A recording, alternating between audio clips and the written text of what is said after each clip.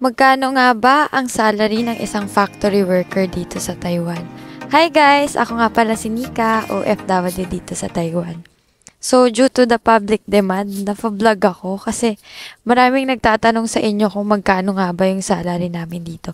So, ngayon, nahanap lang ako ng pwesto para makaupo ako para ma-discuss ko sa inyo kung magkano ba talaga ang sahod ng isang factory worker dito sa Taiwan.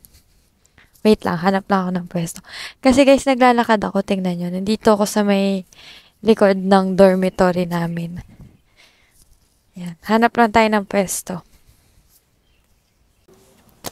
So, ayan! Nakahanap na ako ng pwesto. Sana naririnig nyo ako. Lalakasan ko na lang yung boses ko para walang magre-reklamo na ang hina ng boses ko. Okay, let's start. So, ngayon, 2024, nagtaas na siya at naging 27,470. Which is, pag kinonvert mo sa Philippine money, is 48,072 pesos. So, 1 NT dollar is equivalent to 1.75 peso. Depende pa rin yan sa exchange rate. Nag-iiba-iba din kasi guys. Pwedeng tumaas, pwedeng bumaba. So, syempre, hindi lang yun yung sinasahod namin dito. Mas malaki pa or pwedeng mas mababa. Depende yon sa company na napasukan nyo. So, itong sasabihin ko sa inyo, based lang to sa experience ko. And ito ay sample computation lamang. Mag-round off tayo kasi mahirap mag-compute pag may butal eh. So, sa company kasi namin, meron kaming overtime pay. Sa isang buwan, nagre-range siya ng 6 to 7,000. So, gawin na lang natin 7,000. Tapos, meron din akong shift allowance kasi pang night shift ako, nagkakahalaga yun ng 2,100. And then, meron din kaming work performance bonus na nagkakahalagang 1,000 to 2,500 nagre-range siya. Pero depende pa rin yun ha, kung gaano kayo kagaling mag-work. Gawin na lang nating 2,500 para walang butal. Ang total niya is 39,070 NT dollars. Ayan ang sahod ng isang factory worker dito sa Taiwan. Pero, syempre may kaltas yan. Oh, huwag kayo masyadong matawa, may kaltas yan. May mga deduction din kami dito. Pero dahil nga sabi ko sa inyo, maswerte ako sa company namin. Ang tanging deduction lang namin ay dormitory fee. Magkano ba yung dormitory fee? Yung dormitory fee namin ay nagkakahalagang 2,500 NT dollars.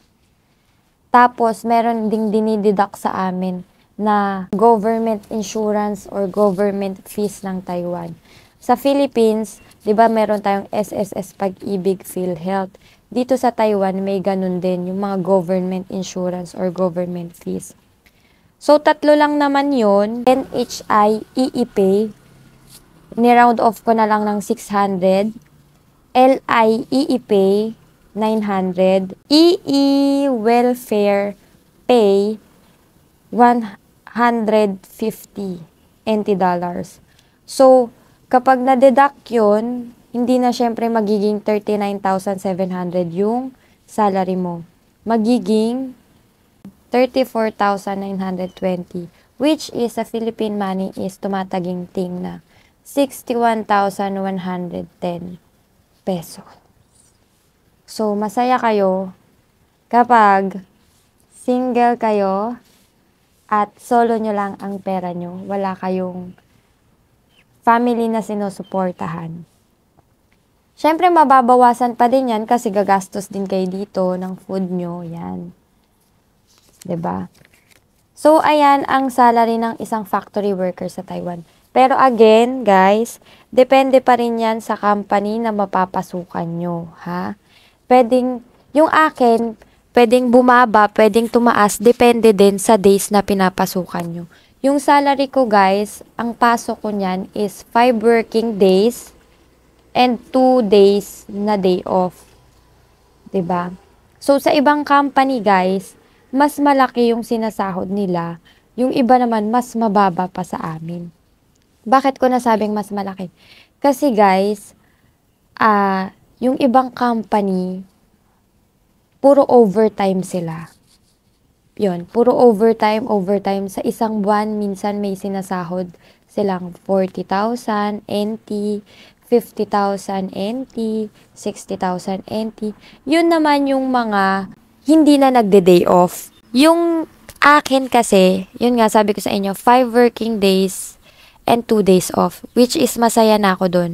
And meron kaming fixed OT na 2 hours every pasok namin.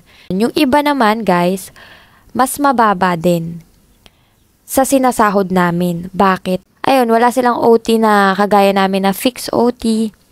Tapos yung iba naman maraming kaltas, may mga broker's fee, at kung ano-ano pang fee.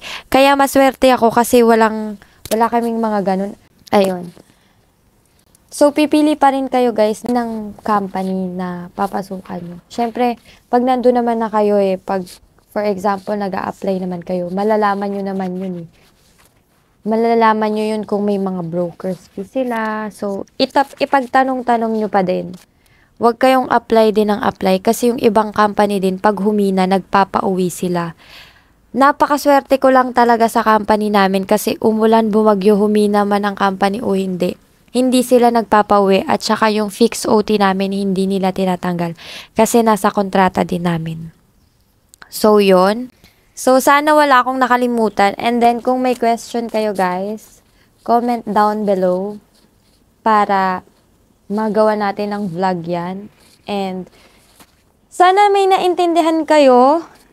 At sa mga gustong mag-apply lang kayo ng mag-apply kahit bumabagsak kayo.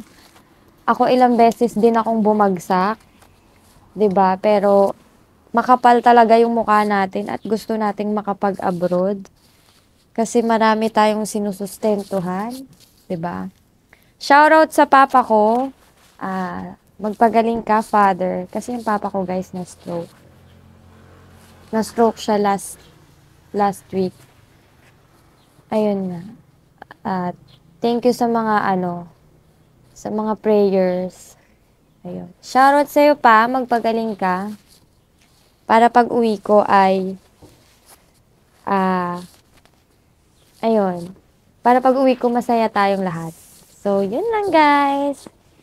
Thank you for watching and be positive in life. And always choose to be happy. See you on my next vlog. Bye!